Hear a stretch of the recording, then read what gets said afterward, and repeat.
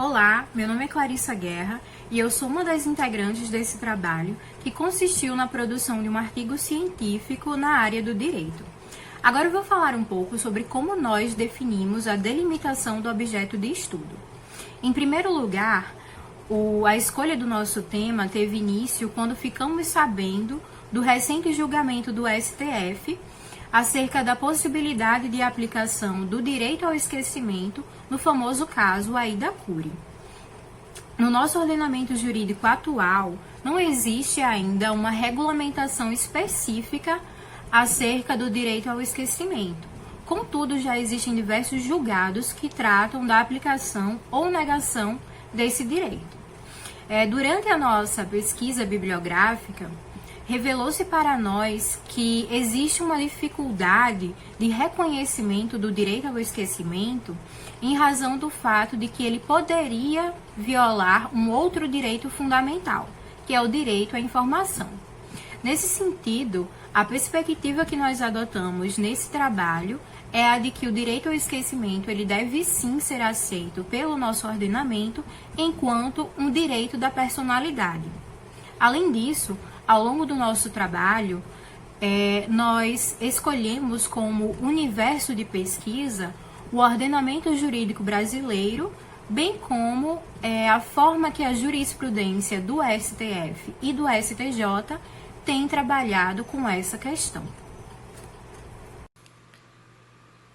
Saudações à eminente professora, saudações também aos caros colegas que comigo compartilharam a produção deste artigo. Bem, me chamo Lucas Alisson e darei continuidade à apresentação abordando alguns aspectos introdutórios. Aspectos estes como, por exemplo, os objetivos geral e específico e a justificativa para a produção textual.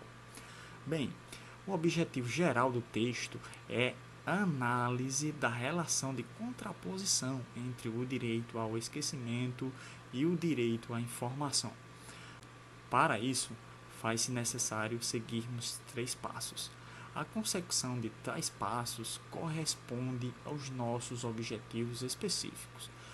O primeiro passo é compreender a fundamentação teórica que fornece embasamento para a aplicação do direito ao esquecimento, ou seja, é identificarmos os preceitos, os elementos jurídicos e os teóricos defensores do direito ao esquecimento. O segundo passo, por sua vez, é identificarmos a perspectiva do Supremo Tribunal Federal acerca da problemática, ou seja, qual o posicionamento da Suprema Corte Brasileira mediante a complexidade de casos no âmbito nacional. O terceiro e último passo dos objetivos específicos é analisar os principais entraves para a aplicação do direito ao esquecimento, ou seja, é avaliar se há incongruência na aplicação do iminente direito ao esquecimento em relação a um dispositivo presente no ordenamento jurídico brasileiro. Por fim, mas não menos importante, o presente trabalho torna-se relevante não somente para se compreender o debate jurídico contemporâneo sobre o direito ao esquecimento, mas também para provocar reflexões e questionamentos acerca da necessidade de ampliação dos direitos fundamentais nos textos positivados, como, por exemplo, o direito de ressocialização do apenado, pois cabe ao direito, como elemento responsável pela constituição da convivência ordenada da sociedade, mediante as múltiplas transformações, responder em certa medida aos anseios da sociedade. Olá, meu nome é Lucas Elion e eu vou abordar aqui um pouco sobre essa questão dos procedimentos metodológicos do artigo em questão. Bem, o nosso trabalho teve como ênfase maior, sim, a questão teórica, né? Então, nós fizemos toda uma revisão bibliográfica sobre o assunto, pegamos os autores que são mais reputados no assunto e colocamos eles ali em diálogo, né? Em alguma medida. Também nós podemos dizer que o nosso artigo é do tipo argumentativo teórico, uma vez que a gente expõe os argumentos favoráveis e contrários, e também temos um posicionamento. Ao longo do texto acaba aparecendo esse nosso posicionamento, mas também nós deixamos para conclusão uma parte ali mais clara acerca disso. Então nós tivemos uma abordagem dialética no texto, e também acerca do procedimento. Nós fizemos estudos de caso, como já falei, voltados a um histórico bibliográfico e também estudo monográfico na realidade brasileira, focando na realidade brasileira. Mas devido nós ainda não temos uma legislação própria acerca da questão, nós recorremos ao direito de maneira mais ampla, no direito de modo mais internacional, e também pegamos sim autores que já veem isso aqui no Brasil, e também aqui no Brasil de maneira ainda incipiente, ainda inicial. Bem, também é importante nós atentarmos no que diz respeito ao referencial teórico do artigo, né? Ali nós conceituamos dois importantes temas, na realidade, os temas principais que na realidade nós colocamos para dialogar no artigo, que foram o direito ao esquecimento, né? E também a questão da liberdade de expressão e de informação, né, que estão associados. Bem, primeiro nós falamos um pouco sobre a questão da liberdade de expressão e de informação, né? Ali nós colocamos também, já começamos a ambientar um pouco com os teóricos lá citados também, acerca de certo limite que existe também na questão da expressão, né? A gente sabe que a injúria, em alguma medida, pode ser entendida como uma expressão, né? Só coloca aquilo para fora, ou também como incitar, né? O crime, alguma apologia, alguma coisa do tipo, também é uma expressão. Só que é uma expressão que não está de acordo, né, com aquilo que é legítimo, aquilo que é legalmente permitido, né? Então, existem leis, inclusive citadas no artigo, que fazem referência a esses fatores, também para nós entendermos que quando nós falamos de liberdade de expressão, nós estamos falando da liberdade legítima, claro, né? E que não pode ser entendida como sendo uma liberdade totalmente aberta, né? Sendo assim, também nós encontramos mais facilidade em relacionar também com o direito ao esquecimento. Bem, e o direito ao esquecimento, nesse tópico, nós colocamos dentro de um tópico maior que a doutrina e que a maioria dos autores colocam, que é dentro dos direitos à personalidade. Aí se encontra também o direito à honra, né? E muitos outros, o direito à imagem. Então, esses aí estão sempre associados, o direito ao nome também, associados todos de algum modo, ao direito ao esquecimento, né? E o direito ao esquecimento então, eu chamei de a possibilidade do indivíduo, ao já estar dissociado de uma dada prática, né, ter seu nome desvinculado nos meios de comunicação. Então, essa é a grande questão, né? A questão é como relacionar essa liberdade de expressão com esse direito ao esquecimento, uma vez que, para que haja o direito de esquecimento, para que aconteça de fato, é necessário certa censura, né, dos meios de comunicação, no sentido de que será limitada informação. Bom, antes de iniciarmos a discussão acerca do resultado do artigo, eu queria primeiramente cumprimentar todos que estão eventualmente nos assistindo, sobretudo cumprimentar a professora Adelaide. Além disso, eu queria me desculpar sobre o ruído do meu microfone. Bom, dando início à discussão sobre o resultado do artigo, eu gostaria de pontuar que existe um embate aí, uma discussão acerca da legitimidade da aplicação do direito ao esquecimento. Isso porque o direito ao esquecimento ele estaria conflitando justamente com o direito à informação da imprensa ou das mídias sociais, enfim. O direito à informação seria o principal empecilho da aplicação do direito ao esquecimento.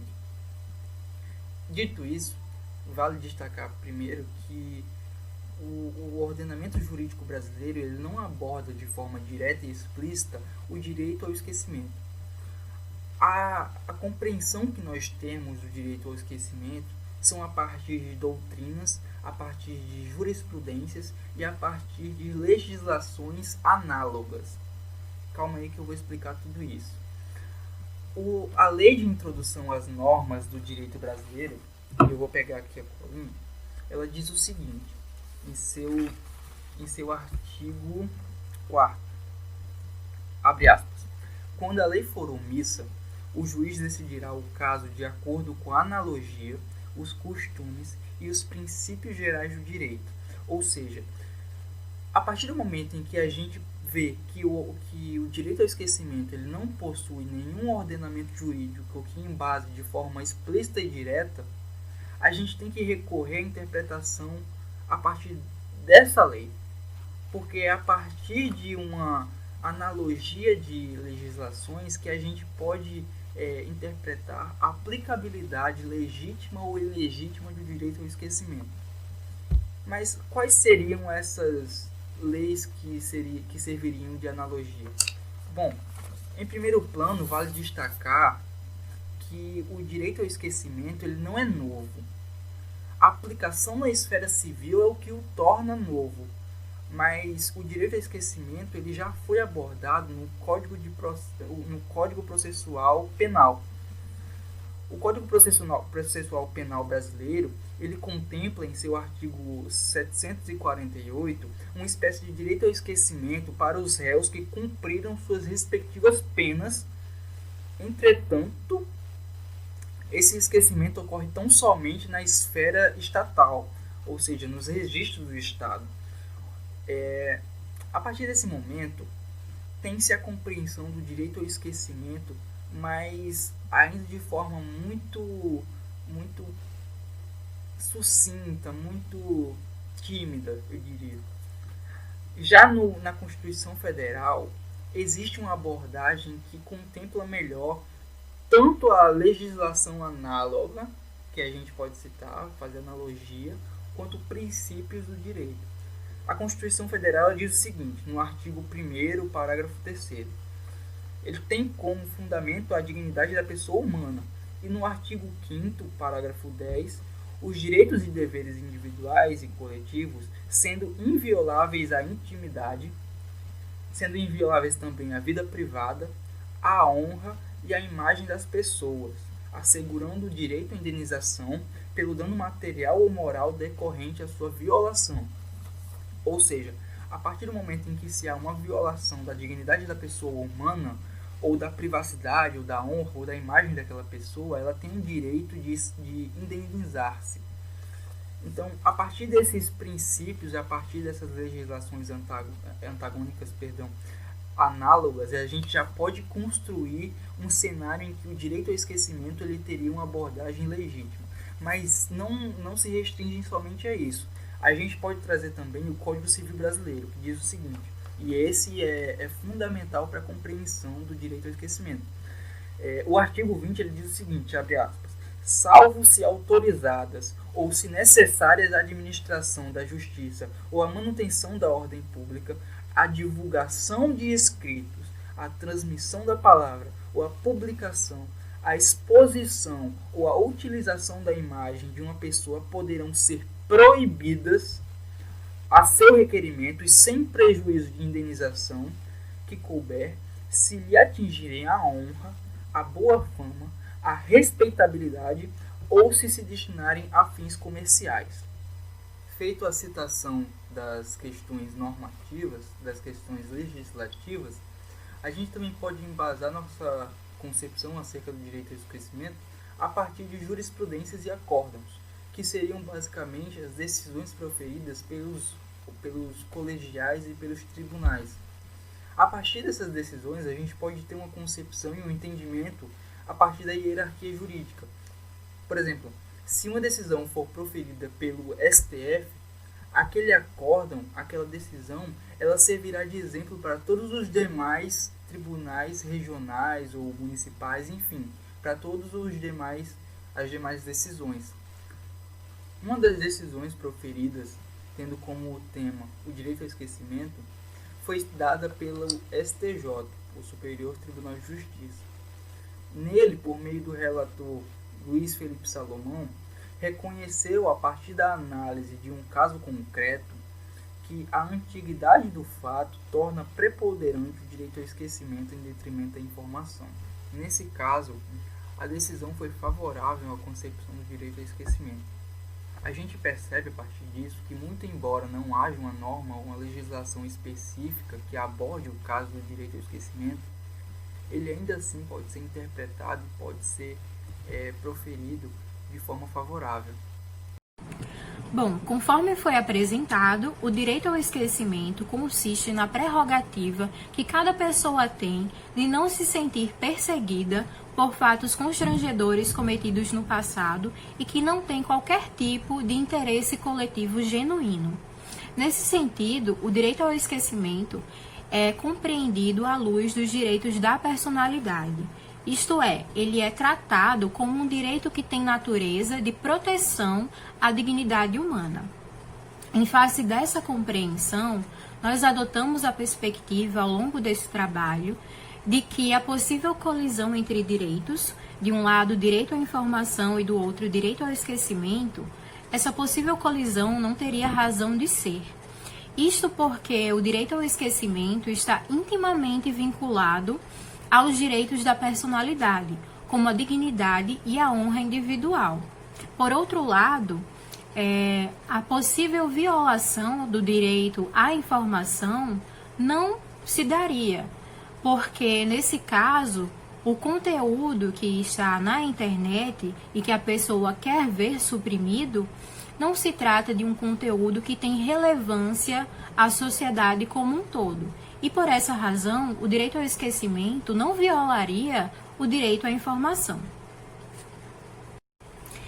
Bom, em razão de se tratar de um tema que cada vez mais ganha relevância diante do contexto da sociedade da informação, faz-se necessário que os tribunais superiores no Brasil definam uma jurisprudência clara e objetiva acerca desse tema. Além disso, nós corroboramos também ao longo do artigo com a noção da justa memória.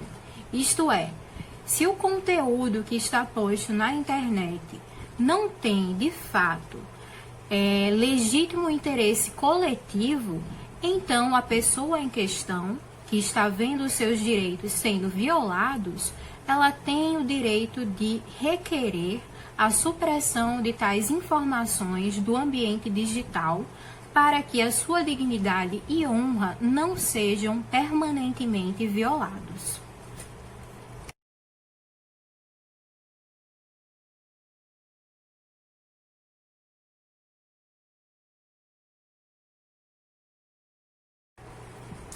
Bom, professora Adelaide, em nome de todo o grupo, eu gostaria de agradecer você por ter estado conosco nessa jornada de aulas remotas, que não foi nem um pouco fácil, mas conforta o coração saber que a gente pode contar com uma professora que é extremamente acessível, compreensiva e, sobretudo, muito humana. Então, nós só temos o que agradecer a você. Muito obrigada pelas aulas.